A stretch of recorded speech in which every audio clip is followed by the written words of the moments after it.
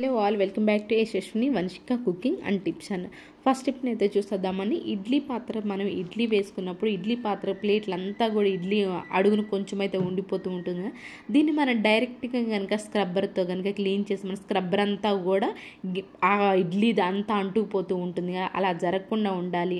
మన చెయ్యి కూడా చాలా నీట్గా ఉండాలంటే ప్లాస్టిక్ కవర్ ఉంటుంది, ప్లాస్టిక్ కవర్ వేసేసుకొని ఆ తర్వాత మరి ఇడ్లీ ప్లేట్ని క్లీన్ చేసుకున్నామని కొంచెం కూడా లేకుండా నీట్గా క్లీన్ అయిపోతుంది. కొంచెం కూడా స్క్రబ్బర్కి అనేది అసలు అంటనే అంటదు. అండ్ నెక్స్ట్ టిప్ వచ్చేసేసి బాటిల్స్ క్యాప్ ఉంటుంది కదండి, పైన క్యాప్ దగ్గర ఈ విధంగా చిన్న స్ప్రింగ్ లాగా ఉంటుంది కదా, దీన్ని ఇప్పుడు రీయూజ్ ఎలా చేయాలో చూద్దాం. చాలా స్ట్రాంగ్గా ఉంటుంది. మీరు ఎప్పుడైనా తీసి చూడండి.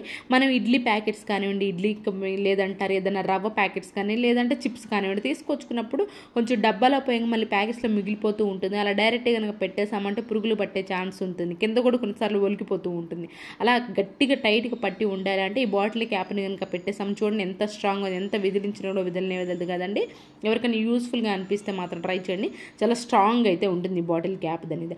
ఐ హోప్ ఈ టిప్ అయితే నచ్చితే కనుక ప్లీజ్ ఒక లైక్ చేసి నా ఛానల్ అయితే సపోర్ట్ చేయండి. నెక్స్ట్ టిప్ వచ్చేసేసి మనకి కొబ్బరి చిప్పులు ఉంటాయి కదండి. కొబ్బరి చిప్పులు ఏంటంటే మనం కొన్నిటిని అనవసరం అని చెప్పేసి కొబ్బరి చిప్పులు పడేస్తూ ఉంటాం కదా. అయితే ఎవరికైనా సరే కానివ్వండి ఈ విధంగా మనం ఏదన్నా కొంతమంది ధూపం వేసుకుంటూ ఉంటారు, కొంతమంది నిప్పులు వెలిగించుకుంటూ ఉంటారు కదా, అలా ఇల్లంతా కూడా తిప్పుకుంటూ ఉంటారు. అలాంటప్పుడు కూడా మనకి ఈ విధంగా చాలా బాగా ఉపయోగపడుతుంది. నేను కొబ్బరి చెప్పుల్లో ఏంటంటే కొంచెం కొబ్బరి పీస్ వేసాను, అలాగే కర్పూరం కాఫీ పౌడర్ వేసేసి ఇల్లంతా కనుక మనం పెట్టేసుకుంటూ ఉన్నాం అనుకోండి, ఈ పొగ ఏదైతే వస్తుందో ఈ పొగ ద్వారా వచ్చే మంచి వాసన అయితే వస్తుంది. కొన్నిసార్లు మనకి వర్షాకాలం కానివ్వండి డోర్లు ఎక్కువ క్లోజ్డ్లో ఉండటం వల్ల ఏంటంటే కొంచెం బ్యాడ్ స్మెల్ అనేది వస్తూ ఉంటుంది కదా, అలాంటప్పుడు ఈ విధంగా కొబ్బరి చిప్పులు కొంచెం ఈ విధంగా వేసేసి కాఫీ పౌడర్ అలాగే ఏదైతే ఇన్స్టెంట్ కాఫీ పౌడర్ ఏదైతే ఉంటుందో అది వేసేసి కర్పూరం వెలిగించామంటే ఈ పొగ మంచి వాసన అయితే వస్తుంది. న్యాచురల్ ఫ్రేగ్రెంట్ లాగా అయితే ఉంటుంది.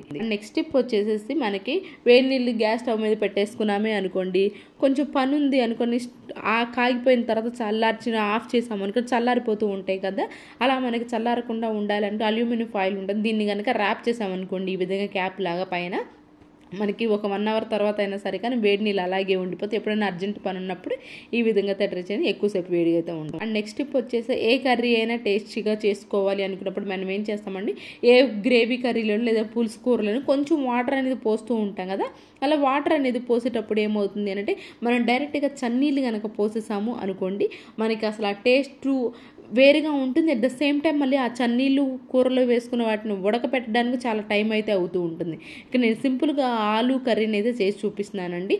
ఆలూ కర్రీ చాలా వరకు ఏం చేస్తూ ఉంటారు అని అంటే మనకి ఎక్కువ ఫ్రై చేస్తూ ఉంటారు, అలా కాకుండా ఆలూ కర్రీని కూడా చేసుకోవచ్చు అండి. అయితే ఈ కర్రీలో నేను వాటర్ కనుక పోయాలి అని కూడా మనం వేడి నీళ్ళు సపరేట్గా పెట్టే బదులు ఏదైతే మనం పైన క్యాప్ ఏదైతే పెడుతూ ఉంటాం ఆ క్యాప్లో కనుక వాటర్ పోసేసేసి ఆ తర్వాత ఎందుకంటే వేడైపోతాయి కదండి, మీరు ఎప్పుడైనా సరే మూత పైన పెట్టేసి ఈ వాటర్ పోసేసేసి ఏ గ్రేవీ కర్రీలో ఈ డైరెక్ట్గా ఈ వేడి నీళ్ళు పోసి చూడండి, కూర త్వరగా అవుతుంది, మన గ్యాసెస్ వేస్ట్ అవుతుంది, at the same time curry కూడా చాలా టేస్టీగా అయితే ఉంది. ఒకసారి ట్రై చేయండి ఇప్పుడు. అండ్ నెక్స్ట్ వచ్చేసి మనకి కుంకుమ కనుక తీసుకొచ్చుకుంటాం, ఏదైనా గుడి దగ్గరికి వెళ్ళేసేసేసి టెంపుల్ దగ్గరికి వెళ్ళేసేసేసి అయితే మనం తీసుకొచ్చుకున్న వెంటనే కొంచెం ఎక్కువ ఇయర్స్ కనుక ఉంచుకోవాలి అనుకోండి ఏమవుతుంది అని అంటే బూజు పట్టినట్లు వస్తుంది, అలాగే స్మెల్ కూడా కొంచెం బాగుండదు.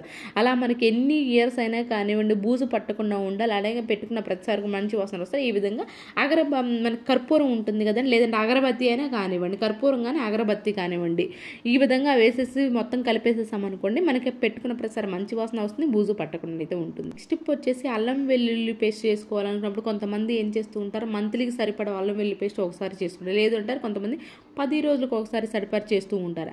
అయితే ఈ విధంగా సరిపడి చేసుకుంటూ ఉన్నప్పుడు ఏంటో అవుతుంది, ముఖ్యంగా మనకి ఇబ్బంది పెట్టేది ఏంటంటే వెల్లుల్లి వలవాలంటే చాలా సఫర్ అవుతూ ఉంటాను. సింపుల్గా వెల్లుల్లి ఎలా వలమని ఈ సింపుల్ ట్రిక్ని అయితే చూద్దామండి.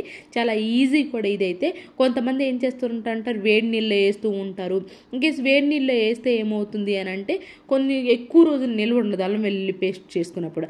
అలా కాకుండా ఈ విధంగా చేసుకున్నారే అనుకోండి మీకు ఎక్కువ రోజులు నిల్వ ఉంటుంది, పాడైపోయే ఛాన్స్ కూడా లేకుండా అయితే ఉంటుంది. ఏదైతే మీరు వెల్లుల్లి వలవాలి ఎన్ని కేజీలు అయినా సరే కానివ్వండి సింపుల్గా వలవాలి అనుకున్నప్పుడు ఈ విధంగా చిన్న రాయి ఏదన్నా ఉంటే రాయి అండి, లేదంటే అల్లం వెల్లుల్లి పేస్ట్ దంచేదండి ఆ రాయి కూడా. దాన్ని ఈ విధంగా అల్లం వెల్లుల్లి పేస్ట్ దంచుకోవడానికి ఫస్ట్ వెల్లుల్లిని అంతటిని ఈ విధంగా గర్భాలు అంటారు కదండి, వాటిని అన్నిటిని ఒలిచేసేసేయండి. ఇలా ఒలిచేసుకున్న తర్వాత మనం ఏదైతే కుకింగ్ వంటలో వాడుతూ ఉంటామో ఏ ఆయిల్ ఉంటే ఆయిల్ కొంచెం అంటే కొంచెం అప్లై చేసేసేసేయండి. బాగా చేతికి ఈ విధంగా రాసేసుకొని, నేను ఇక్కడ 1 హ్యాండ్తో ఫోన్ పట్టుకున్నాను కాబట్టి 1 హ్యాండ్తోనే అప్లై చేస్తున్నాను. మీరేం చేస్తారంటే 2 చేతులతోటి ఈ విధంగా అప్లై చేసేసేయండి. అప్లై చేసేసేసి మీరు ఇన్ కేస్ ఎండ కనుక ఉంది అనుకోండి, ఒక రోజు మొత్తం ఎండలో పెట్టేసండి. లేదు ఎండ కూడా లేదు అనుకోండి, గ్యాస్ స్టవ్ పైన ఒక ప్యాన్ పెట్టేసుకొని గోరువెచ్చలైతే సరిపోతుందండి, మనకి ఈజీగానే వచ్చేస్తుంది. ఈ విధంగా సిమ్లో పెట్టేసుకొని మాత్రమే అన్నిటిని వేయించేసేసుకోండి. గోరువెచ్చలు చేసే కొంచెం చల్లారనివ్వండి, మరి వేడిగా ఉంటాయి కదండి. కొంచెం చల్లారిన తర్వాత చాలా సింపుల్గా అయితే వచ్చేస్తాయండి. మీరు సింపుల్గా రావాలి కదా, చాలా సింపుల్గా ఈజీగా అయితే వచ్చేసి, చాలా ఇబ్బంది పడుతూ ఉంటారు కొంతమంది అయితే వెల్లుల్లి ఎలా పొట్టు తీయాలనుకోండి. అలా ఏం కాదని చాలా ఈజీగా ఇలాంటి కవర్ ఉంటుంది కదండి, ఇక మనకి ఫ్రూట్స్ కానివ్వండి, వెజిటేబుల్స్, వెల్లుల్లి కానివ్వండి కొన్నప్పుడు వస్తూనే ఉంటాయి ఇలాంటి నెటెడ్ బ్యాగ్స్. దీనిలో వేసేసి ఒక 2-3 మినిట్స్ ఇలా అంటే చాలండి.